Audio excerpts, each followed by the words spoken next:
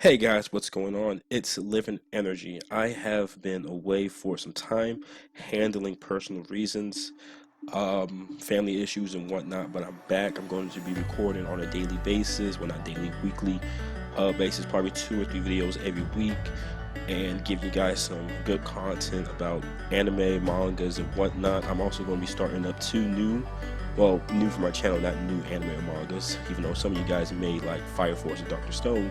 It's going to be Fairy Tail and Dragon Ball Z. Reason being, these are two other shonen-esque animes that I really love, I really care about, and despite saying Naruto is my favorite, I also greatly enjoy these other two, and I hope you guys will too. But let's get to the video. I feel the rain crashing down all around this empty town. I'm searching for the lost. Alright, let me start us off by saying that the Tailed Beast is a pretty cool and a direct response to Naruto's success. Now, before you say what do you mean, let's go back to Naruto, the first series. In Naruto, originally, Shukaku was just a demon in a teacup, I believe, or a tea kettle. I don't remember exactly, but that's what Shukaku was. He was a demon in a tea kettle, and Gaara resorted. Originally, the nine-tailed fox was just a demon that resided in Naruto. It was only after Naruto's success that the creator decided to make the other eight-tailed beast, and that's just to say that they all come after Shippuden. So a lot of my things I'm going to be talking about comes from Shippuden, because that's when the other tailed beasts are introduced and whatnot. Now to start things off, the tailed beasts originally were one being called the Ten Tails. The Ten Tails was, I'm not going to do spoilers just yet. I'm going to make a video talking about the Ten Tails, because it's actually something very important.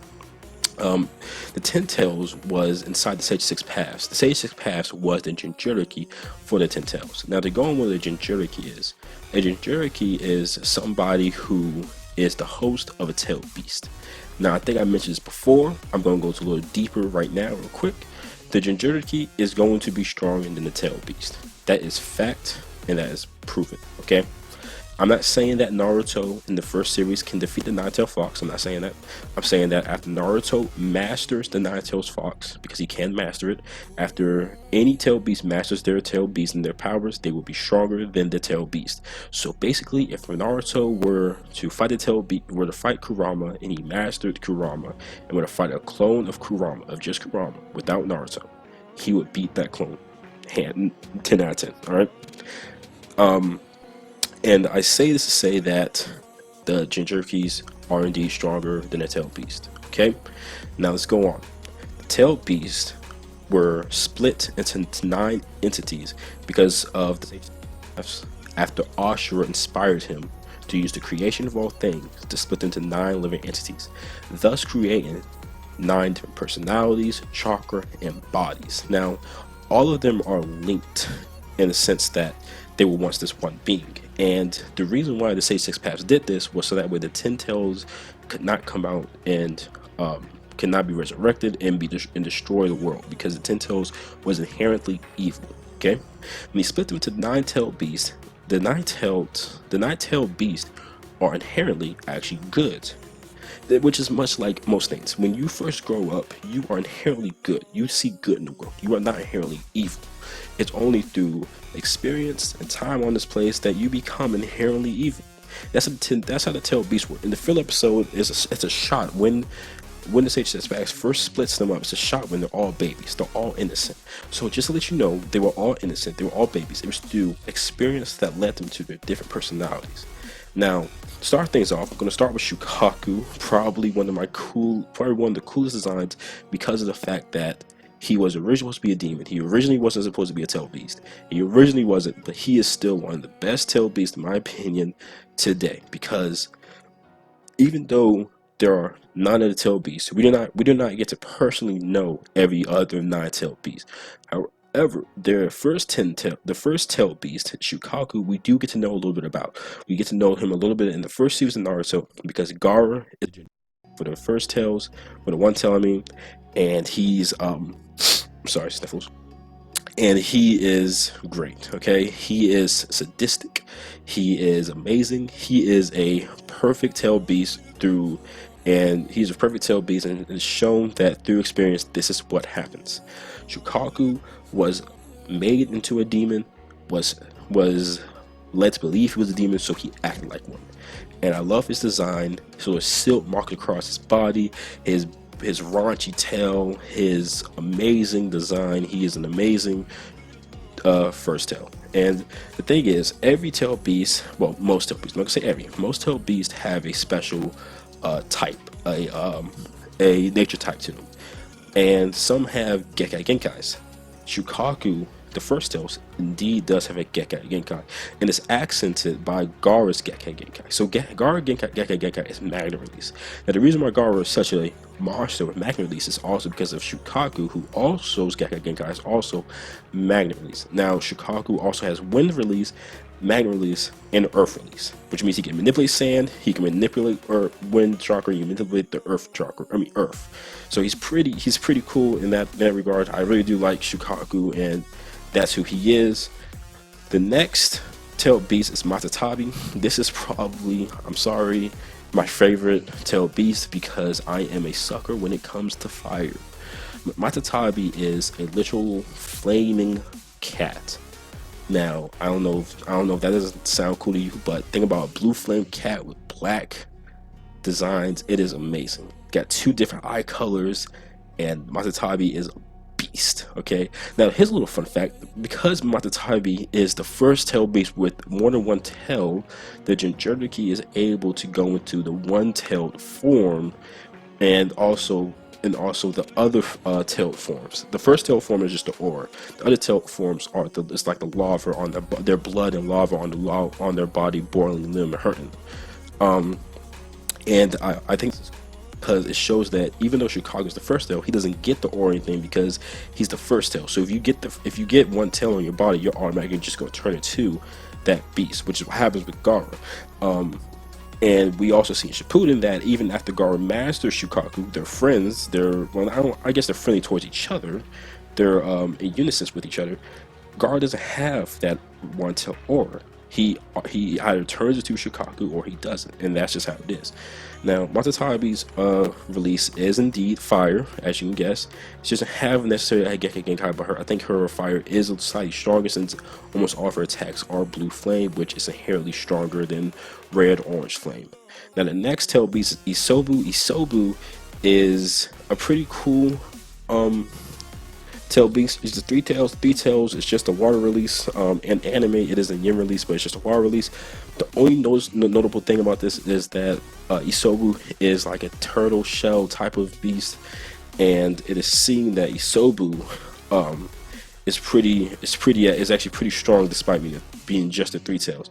Now, Isobu is a water type, so I'm pretty sure that anybody with Isobu is also going to be a water type ninja, and inherently they're going to be strong water type, which is why the Mizukage, I think the fourth Yagura, is indeed the Jinchuriki of Isobu. The next tail beast is Son Goku. Now, I know what you're thinking, Son Goku, Dragon Ball Z. No, it's not.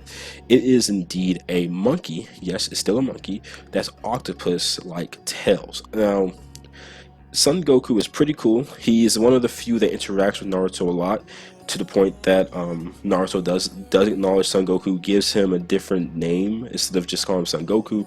He does have a Gekkai Genkai. His Gekkai Genkai is Lava Release, which is a mixture of fire and earth.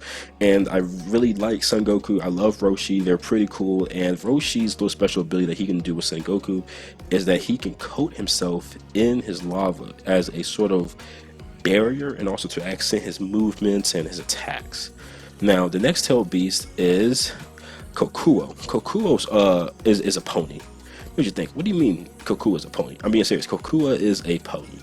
Kokuo is a horse, a pony, whatever you want to say. Kokuo is pretty rad looking in my opinion. I actually like Kokuo's design. Kokuo is a boil release, which is his Gekkai Genkai, and which for those who don't know, boil release is fire and water release combined to make boil release.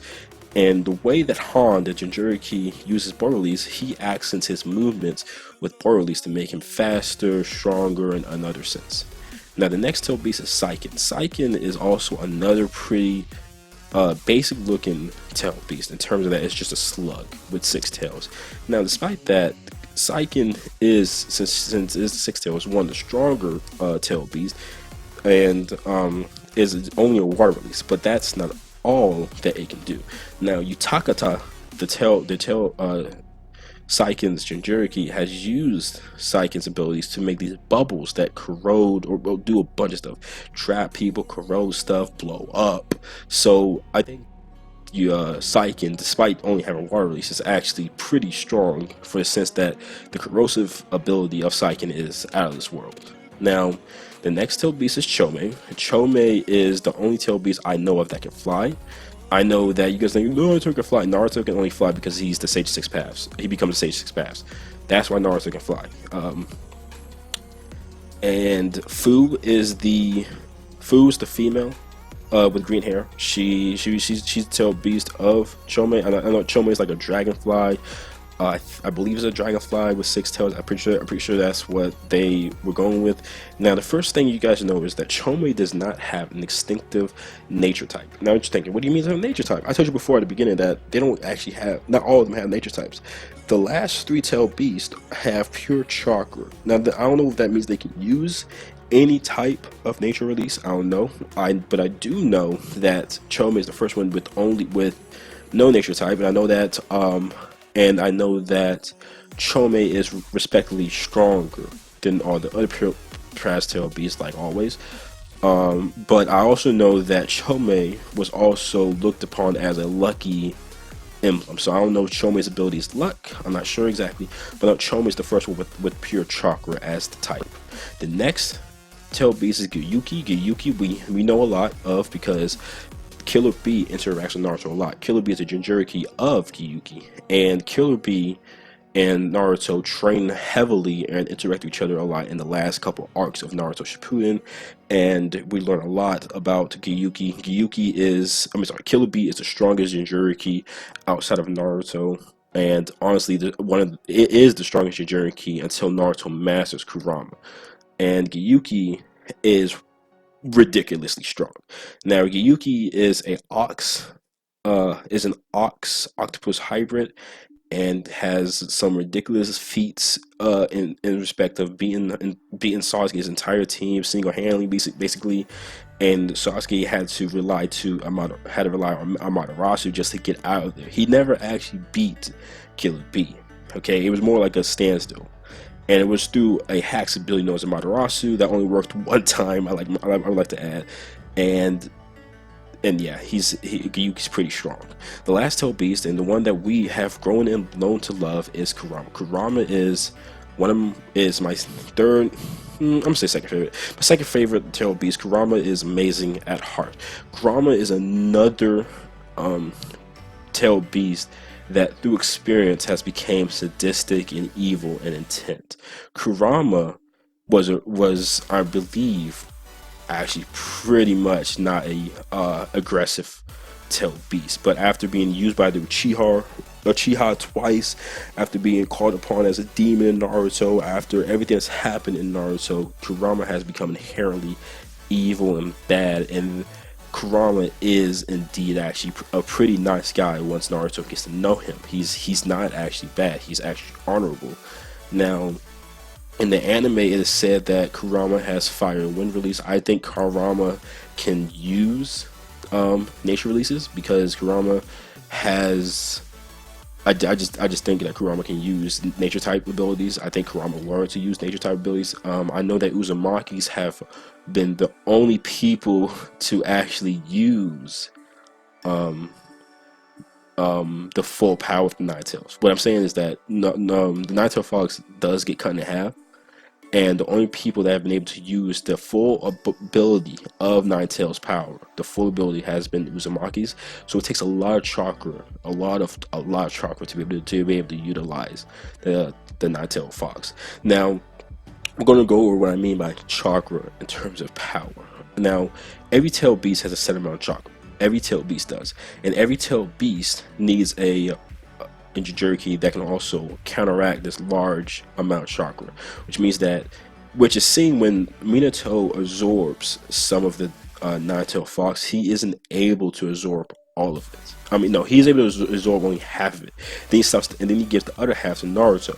Now, he did this in one sense to make Naruto obviously the main character, but he also did this because he knew that Naruto's body as a baby wouldn't be able to handle the full power of the nine-tails, even though he's a Namikaze and Uzumaki. Now, the thing is, however, Minato, even though he was as strong as he was, the fourth Hokage at this time, as strong as he was not able to move after absorbing only half of Kurama's power. Now you can say that, oh, he was fighting in XYZ, but Minato was not able to move after using Kurama's power, nor was he able to heal himself after using Kurama's power, which Naruto has done on multiple occasions. And Naruto as a baby was still moving about pretty fine. He's a newborn baby, moving pretty fine. And that said, and that was just to show, as a baby, Naruto had a ridiculous amount of chakra potential. Now, that's all I have for today on the Tail Beast. I hope you guys liked this video. I will be coming out with another video very soon. I don't know what it will be about just yet, but it will come out very soon. Thank you.